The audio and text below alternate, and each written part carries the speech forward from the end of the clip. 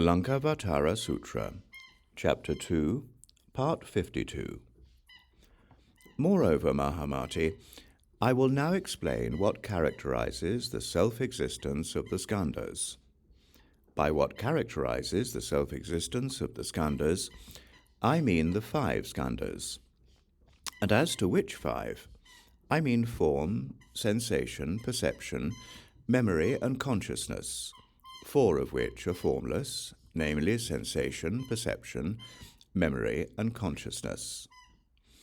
Mahāmati, by form, I am referring to the different characteristics of each of the 4 elements and their elemental forms.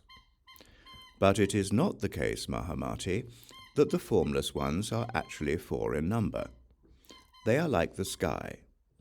Just as the sky is devoid of numbers or the characteristics of numbers, it is only due to projection that we speak of one sky. Mahāmati, the skandhas are likewise devoid of numbers or the characteristics of numbers, and thus devoid of existence or non-existence, and devoid of the 4 possibilities. Foolish beings talk in terms of numbers, not the wise. Mahāmati, to the wise, forms are illusory. They are designations that are neither separate nor not separate, just as a dream or shadow is neither separate nor not separate from a person's body. Mahāmati, the realm of Buddha knowledge appears the same as the projections of the skandhas. This is what is meant by what characterizes the self-existence of the skandhas. You should get rid of projections.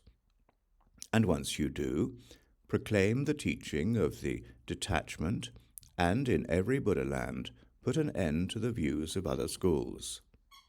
For once you proclaim detachment, Mahāmati, you will be freed from the view of no self among dharmas, and you will reach the unshakable stage. And once you reach the unshakable stage, you will gain a mastery of countless samadhis and projection bodies. And as you become fully versed in the samadhi of the illusory, you will use your higher powers, insights, and masteries to help and protect all beings. For just as the earth supports everything that lives, so, too, do bodhisattvas aid beings everywhere.